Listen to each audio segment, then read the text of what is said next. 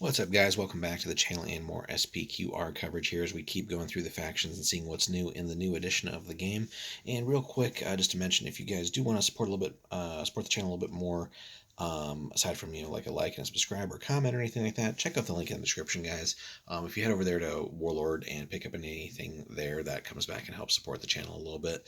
But let's get into our review here and see what's new. So the Spartan Hero, was the priciest sort of generic or stock hero before at 70 points, and that's basically because they started with an extra wound compared to other heroes before.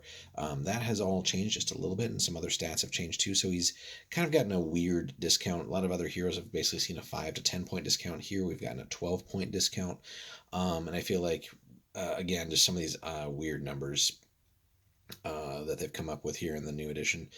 This could either be 60 or 55 or something, but 58 just seems a little bit weird. But nonetheless, stat wise here, the range just stayed. Melee still at actually melee has come down one from +3 to +2. Which is a little bit weird and maybe an oversight.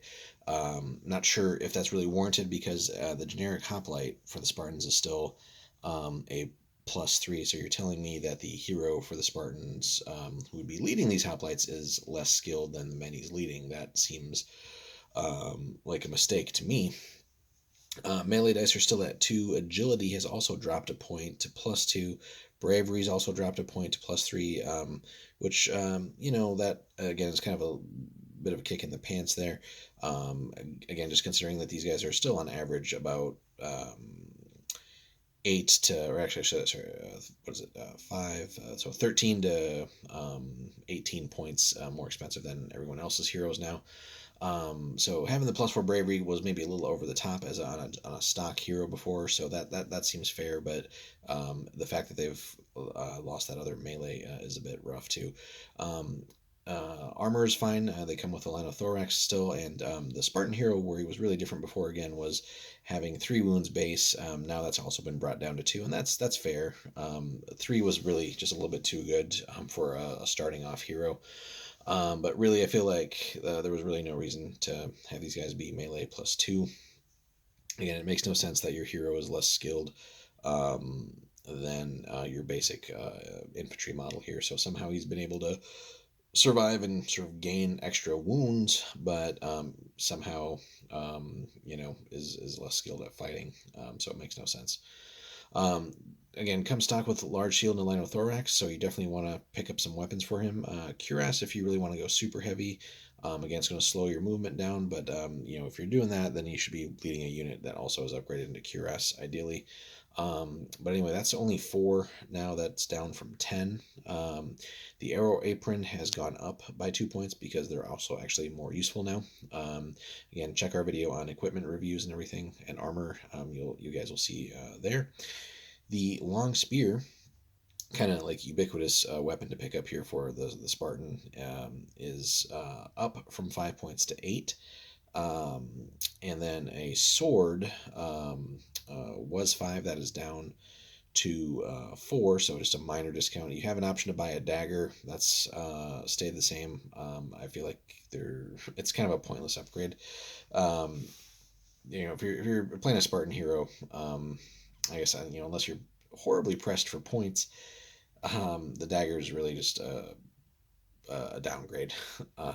It's sword and or long spear and or sword, really. You could also buy some javelins for him if you do want to bump that range stat up eventually once you've leveled up your hero. But Spartans are less known for their ranged here than just straight up like beating the crap out of you in close combat. So still has the 4 Sparta rule, which again is really great. When he's joined a unit now, though, that has changed from before, where it was just he may reroll all will to fight checks. Now it's when he has joined a unit, then the unit rerolls the will to fight check. So just a little bit different than before. And rerolling a +3 with his bravery is going to be just fine. Very rare for a Spartan unit to run. It was pretty much impossible before with the +4 and a reroll. That's been kind of brought down to earth a little bit here again. So the main thing now is just slight increase on gear overall. Although again the sword is cheaper, it's just that the +3 melee stat is really the sticking point here. So I'm not sure if that'll get addressed in FAQ or not, but that if I were a Spartan player, I'd be kind of irritated with that.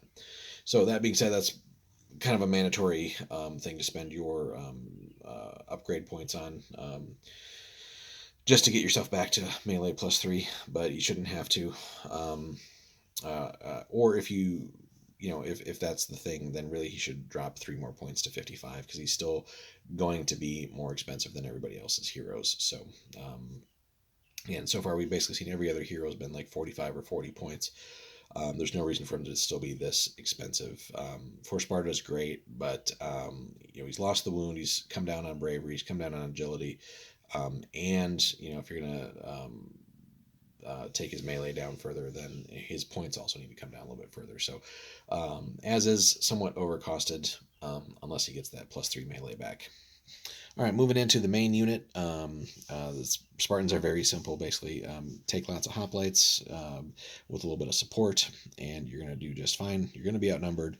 You're probably going to be outmaneuvered, but whatever you touch is basically going to get a whooping. So the basic hoplite here, 26 points now, up from 24. Melee is still +3, although melee dice have come down, and before they had 2 wounds for reasons before, which they were just ridiculously good. So that's kind of come down, and is essentially making them fair, and overall in line with some of the top tier melee units. They've also gained fearsome reputation. We'll talk about that in a second. But of course, Sparta. So hoplites may reroll all failed will to fight checks. So same as the hero. So you don't necessarily need to put a hero in here for bravery purposes and keeping them from running away. Really, the hero would be adding some of the skills that might just make the spear arm troops just a little bit better, or troops capable of phalanx. Speaking of which, they have phalanx too. They come with large shield, linothorax, and long spear as before. So just a fantastic piece of kit for them. If you want to go even heavier on the armor, you have the cuirass option, which has really come down from 10 points to 2. So worth considering now. Before it was horribly expensive, but basically almost indestructible unit in the right circumstances, but it's just super cheap now. 28 points versus 34 before. The arrow apron has gone up a point from 1 to 2, but again, they're actually really useful now. You can purchase swords for free, whereas before you had to pay 3 points. So again, it's another one of those no-brainer things. I don't know why we need to put it under options when, if it's free, I'm going to take it. There's no drawback. I'm not replacing like some of the units and other factions have had to do or can do. So just put it as part of my equipment. I don't know why that needs to be under options. And then they do have an option for a horn still, but no standard. And they've gained fearsome reputation, which basically puts a -1 modifier on enemy units in the first round of melee, whether they charged or got charged, or got into combat, and then that goes away. But it's a wash with other units that have fearsome reputation, which right now are basically the Roman legionaries, the Imperial Roman legionaries, and the Macedonian Royal Guard. So again, gives them that added little boost that they needed, and that 2-point increase in points is negligible. Yes, they've lost the wound, but it was busted to have a 2-wound minion unit unless it was cavalry. But so like these guys, and then the what was it, the Praetorians, and sorry, mistake there. Not, the Roman legionaries don't have fearsome reputation. The Praetorian Guard do, the infantry Praetorians. So yeah, makes them in line with that. Definitely puts them top, or keeps them top tier still. They don't really lose a step there. And the one melee dice is in line with everything else, so it's not like they've fallen behind there. So just overall, again, just a top tier melee unit, hoplite unit, certainly best of the best here, really. And that +3 melee is nice because that's really still a cut above pretty much everyone else there outside of heroes. So absolutely fantastic, kind of the mainstay of your Spartan list. And we'll take a look at our other options here in just a second. Alrighty, guys, and then we get back into the other minion units for the Spartans here. And again, it's not a very long list. You have another sort of form of hoplite here, a little bit less skilled than the regular Spartan hoplite, but also significantly cheaper. So the perioikoi hoplites are not bad by any means. They're just not as good as the sort of mainline Spartans. So basically, these are like the citizens of Sparta, not the actual like main soldiers. Still melee +2, so in line with basically everybody else's regular units. Melee dice of 1. No agility on these guys. Bravery still good. Again, average. With the sort of not top tier, but just the regular decent melee units. No base armor because you do have to upgrade into it if you want to, but it gives you flexibility. And you get all this for 15 denarii apiece, so basically up from 12. Not bad. They still have a large shield and long spear as stock equipment, so if you just want to keep them super cheap, they can do some decent work in combat. They have the phalanx rule, but not the for Sparta rule, which makes sense with these guys considering what they are. Before, linothoraxes were 5, and that has stayed the same, so a decent little upgrade there. Cuirasses have come down from 10 to only 7 here, not quite as steep of a discount as we saw with the main Spartans, but still cheaper, right? And cheaper is good. So you can make these guys as tanky as you want as well. So, rocking that +3 armor, you're just going to be moving really slow. Helmets as another option that has gone up a point, so you have basically no armor, light, medium, or heavy, whatever you want to do there, and arrow aprons as well, up from 1 to 2, and again, those are useful. They do have the option to purchase swords for free now, whereas before you paid 3 points, and again, I'll point it out yet again, like, if this is an option and it's not replacing a weapon, why is it an option? Just put it as part of my stock equipment. Why would I not potentially take the ability to use the sword? Again, parry is gone as a mechanic, but still, there are things that swords are still relevant for in various ways. So, again, it's a free option. I don't see why it's not just part of the stock equipment then. You lose nothing by giving them the swords, right? They still have the option for the horn at 10 points. No standards on the Spartan list here. And like I said, they have phalanx. So just, a good unit, great backup to give you some quantity that you might lack otherwise with your more expensive mainline Spartans. And again, just it's a nice way to still get really good combat ability.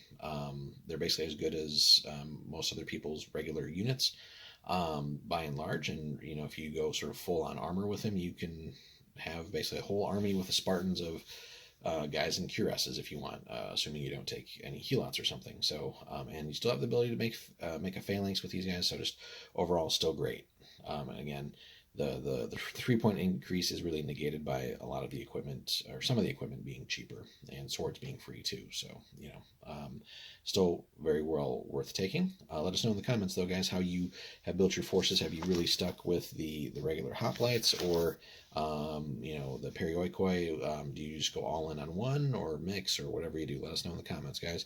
Now on to the Helots. They've increased by 1 point from 3 to 4. Still ridiculously cheap. But these guys are always a bit of a mixed bag. So stat wise, nothing has changed on these guys. They do have an agility and a bravery. No actual bonus to melee because they're basically the slaves of Spartan society. They come with a dagger. So if you just want a unit that sits somewhere in the backfield, maybe running off to get objectives or something while your main units fight, great. You can, 10 models for 40 points, not a bad way to go. Just really don't expect much out of them. If you want to, you could upgrade them with javelins. Still 2 denarii apiece. And I guess if you're desperate for some ranged ability in a Spartan list, that's how you're going to get it outside of mercs. To me, I don't really see necessarily the benefit of it. I mean, you might get lucky because it's still overall pretty cheap. But their rebellious rule is always kind of an asterisk for me as far as what I want these guys to do. Honestly, if you're going to upgrade them, I think you could go swords. That's for some reason increased by a point. Again, honestly, these guys suck at melee. So if you're paying 4 points for an upgrade, and that's as much as your base model cost here, I don't know what you hope to really accomplish with them. What are these guys going to add combat wise for you? that your other hoplite units or mercs can't potentially do. So really about the main use for these guys outside of, again, just having a super cheap unit, I think, to take care of some battlefield objectives, and hopefully not trigger the rebellious rule, is to maybe give them slings. Again, it's doubling their point cost and just finding a good spot and just trying to plink away and maybe occasionally contribute something. Again, they kind of suck at everything. But sling's about the main way where they're going to, I think, contribute. You could get lucky, and again, go the javelin route, but I feel like if you're going to go the javelin route, you really got to take, at least 2 javelins, or maybe just one and then just kind of like suicide them or something, or I don't know. But yeah, just overall, they're always such a risky proposition. They do have hit and run, which is kind of an interesting thing, but I think really it's kind of like a distraction from really what a dedicated and focused Spartan list could be and should be. But let's take a look at Rebellious and see if anything has changed here. So if a unit of Helots is ever more than 12 inches away from a Spartan hoplite hero at the end of a turn, or is within line of sight of a Spartan hero removed as a casualty, it has to take a bravery check.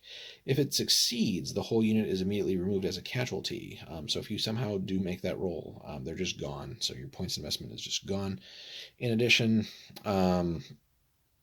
if let's see, Helots that leave the battlefield due to a failable to fight check in a campaign are treated as casualties, so you'll have to roll for each Helot as though they were injured to see if they return to the warband. So again, I personally I've played a few games with a small Spartan warband, and I don't know, I did not have a place really for these guys.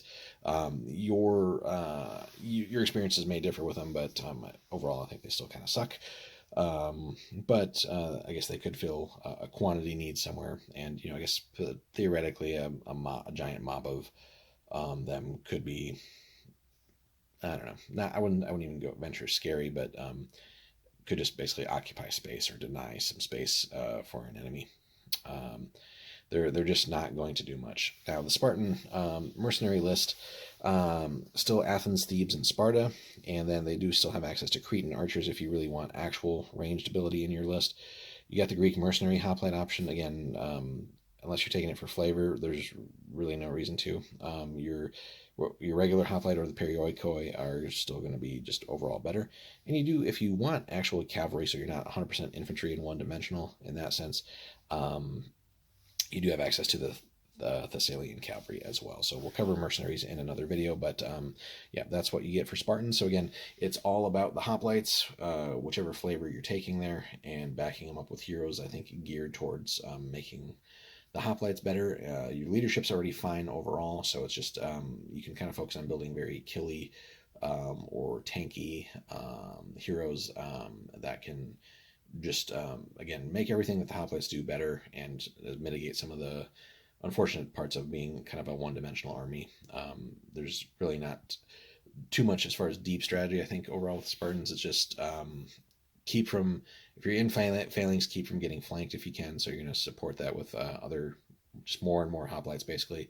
You're probably going to be outnumbered, so it's just picking and choosing good fights, and overall you should come out on top in most cases. But some things will be a slog with other sort of top tier units, and that's where I think sometimes your heroes will have to make the difference for you. Now, mercenaries, of course, can add a little bit of flavor there and give you some extra dimension, but yeah, that's basically what the Spartans do, is just get in your face and kill your guys. Very easy. All right, so we will move on to the heroes next. Alrighty, guys, as we get closer to the end of the Spartan list here, so we get into our heroes of legend. So we're going to get Aristodemus out of the way first. Interestingly, out of all the heroes so far, I think he's the only one who's remained at his points level. He is a level 1 hero, so that should tell you a bit about him. So he, as a named hero, has kept his +4 melee, 3 dice, +3 agility, +4 bravery, 2 armor, and 3 wounds. So before it was kind of silly because he was a named hero who cost as much as the base hero but had better gear, so it was kind of a steal in that sense. He does have Reckless Charge and Thundering Charge still, Large Shield, Line of Thorax, and Spear, and I believe his Redemption ability has remained the same here, so we're just checking here. Actually a little bit different because Parry is gone. So while in close combat, he'll always issue a challenge against an enemy hero and always has to accept. He'll never use his shield and will automatically pass all bravery checks, again, in challenges. So again, parries are gone as a rule. So a unit he's leading may never use his bravery score. And if it flees from combat, he'll automatically leave it to remain in the fight. So, yep, more or less the same, just minor tweaks and wording and stuff there. But really, the main reason we're all here is Leonidas, and he's still just the badass he was before. He was horribly expensive before, well worth it still, but I mean, 270 points. I think he was like the most expensive hero in the game. But absolute badass. Like really, no one else is going to touch him. Again, kind of hypothesized that but it was a toss up between him and Artemisia in the right circumstances as to who the bigger badass was. I think overall, Leonidas probably comes out on top just because he's more durable. But and in a vacuum, I think overall he's going to put out more damage consistently than she does. But if she were charged up with other nearby heroes that she could siphon off of, then she can get progressively stronger, but just not necessarily as durable.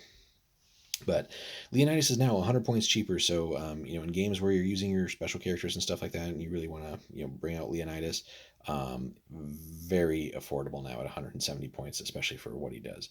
Stats are still the same, which are just bonkers, +4 melee, 5 dice as a base point value here, or stat value. He's a level 9 hero, guys. I think, like, honestly, again, the highest level hero in the book here.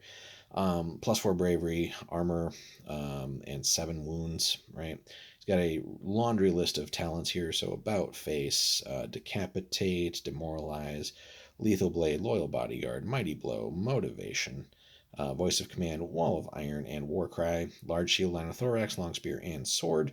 That's all he needs. And then let's see here. He's got 3 very good rules. So this is Sparta. So yeah, basically anybody, all Spartan units within 12 will automatically pass any will to fight checks they're called on to make. And in that sense, you could pull some shenanigans there with, it's unlikely that he's going to die. So, in that sense, if you had Helots for some reason, they're not going to, trigger the rebellious thing with him dying if he's the only hero nearby them. But overall, Helots still garbage. This is where we stand. So once per battle, that's basically close to the same here. Actually, no, a little bit different, I think. Let's see. Once per battle, he can declare he will not retreat from his current position by performing a special action. He and any unit he's leading will double their melee dice, and melee checks rolled against them will suffer a -1 penalty. So that's still the same. These benefits are lost if Leonidas and his unit are moved for any reason. Nope. So okay, it actually was 100% the same. Just I think the formatting was a little bit different there. And then this is where they die. Once per battle, he can challenge his men to inflict the heaviest casualties on the enemy by performing yet another special action. Until the end of the turn, every Spartan hoplite within 12 gains the lethal 1 rule for all their attacks. And again, that would stack with any other lethal things coming into play. So just very scary there. And in the right instance, the already deadly Spartans will get even deadlier.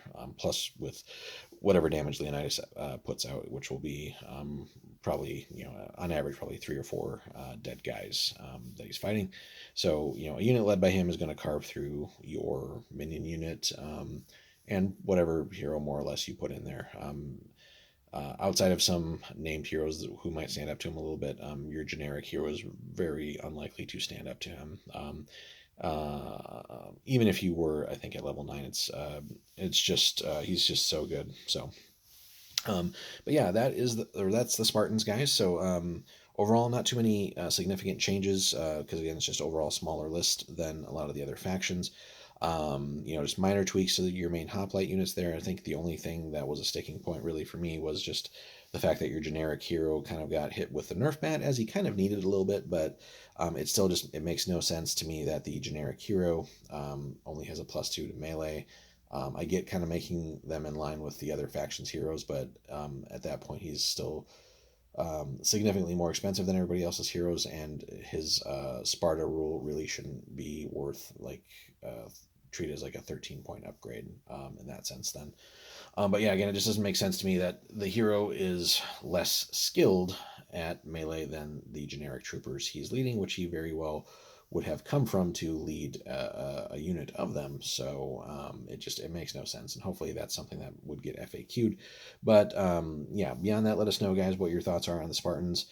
Eager to hear from you guys and see where you think the faction goes from here. For those of you who've played it in the first edition, what were your kind of successes and failures there? How did you build your forces? Be really interested to hear from you guys. And those who've played against the Spartans in Edition 1, what changes here do you like or are still dreading when you're playing against the Spartans? So let us know in the comments, guys. Looking forward to reading all those. Hit us up with a like and subscribe if you haven't already. And again, guys, check out that link in the description. Head over to Warlord there, and that will also help support the channel a little bit more. We appreciate everybody who's been doing that. Hope you guys enjoyed. We'll see you in the next one.